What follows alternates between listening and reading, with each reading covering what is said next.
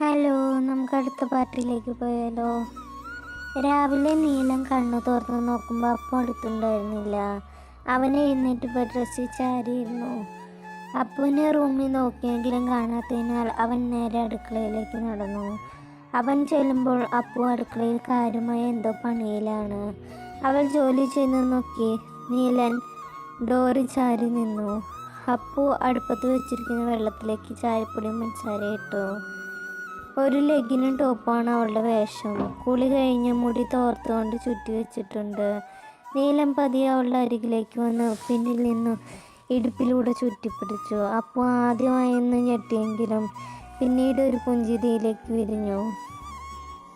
ഇതെന്തായിരുന്നു പതിവില്ലാതെ രാവിലെ ഓരോ ശീലങ്ങൾ? നീലൻ അവളുടെ പിൻകഴുത്തിൽ മുഖം ചേർത്തുകൊണ്ട് ചോദിച്ചു. ഒന്നുമില്ല, വെറുതെ. എൻ്റെ കുട്ടി ഐഡിയൽ വുമൻ ആവാൻ ശ്രമിക്കുകയാണെങ്കിൽ അത് വേണ്ട.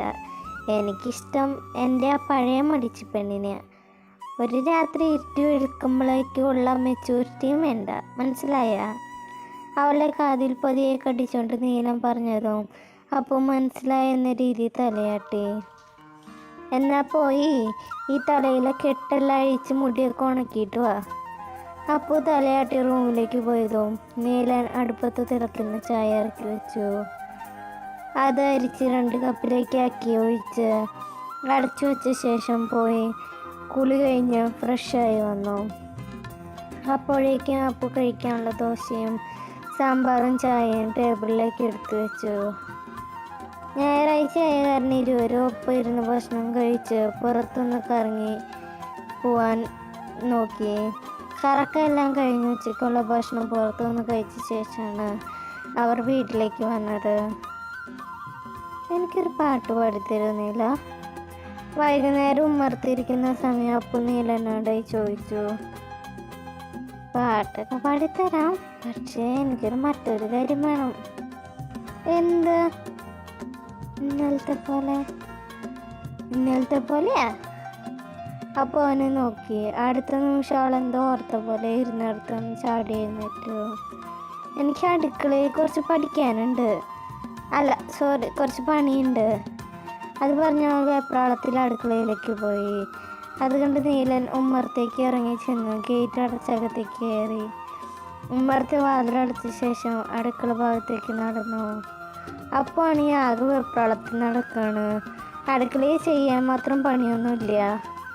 വേറെ മാർഗമൊന്നും ഇല്ലാത്തതിനാൽ അവൾ വേഗം ഒരു പാത്രത്തിൽ വെള്ളം നിറച്ച് ഗ്യാസിന് മുകളിൽ വെച്ച് വെറുതെ സ്പൂൺ കൊണ്ട് ഇളക്കാൻ തുടങ്ങി. നീലൻ്റെ സാമീപ്യം തൊട്ടടുത്തറിഞ്ഞതും അവളുടെ ഹൃദയം വർദ്ധിക്കാൻ തുടങ്ങിയിരുന്നു. ഇതെന്തിനാ? അവളുടെ തോളിൽ താടി ഒന്ന് നിന്നുകൊണ്ട് അവൻ ചോദിച്ചു. കുടിക്കാൻ. അതിനെന്തിനാ നീ സ്പൂണിട്ട് ഇളക്കണേ? അവൻ കുസൃതിയോടെ ചോദിച്ചു. വെള്ളം വേഗം തിളയ്ക്കാനാ.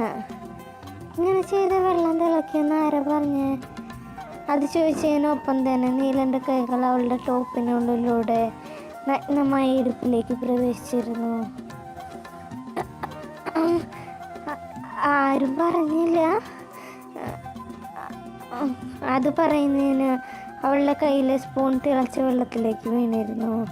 നീലൻ ഗ്യാസ് ഓഫാക്കി അവളെ തനിക്ക് നേരെ തിരിച്ചു നിർത്തി. വിയർപ്പ് നിറഞ്ഞ നെറ്റിയിലായി ഉമ്മ വെച്ചത് അപ്പുവിൻ്റെ ചുണ്ടിൽ ഒരു പുഞ്ചിരി വിരിഞ്ഞു. പേടിയാണ് കുഞ്ഞ്? അവൻ ചോദിച്ചത്. അവൾ അതേന്നല്ല എന്ന് തലയാട്ടി. നീലൻ അവളെ സ്ലാബിലേക്ക് കയറ്റിയിരുത്തിയ ശേഷം അവളുടെ ചുണ്ടിലൂടെ പതിയെ വിരലോടിച്ചു. പതിയെ അവളിലേക്ക് ചേർന്ന് അവളുടെ അധരങ്ങളിലേക്ക് ചേർന്നു. ആദ്യം അപ്പൊന്ന് പകച്ചുവെങ്കിലും അവൻ്റെ ചുംബനത്തിൻ്റെ മാന്ത്രികതയിൽ അവളും അകപ്പെട്ടു പോയിരുന്നു. നീലൻ അവളെ അതേപോലെ ഉയർത്തിയെടുത്ത് നേരെ റൂമിലേക്ക് നടന്നു. അവൾ അവൻ്റെ തോളിലൂടെ ചുറ്റിപ്പിടിച്ച് നീലനെ തന്നെ നോക്കിക്കിടന്നു.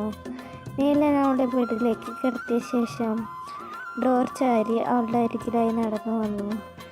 നീല, ലവ് യു ടൂടാ.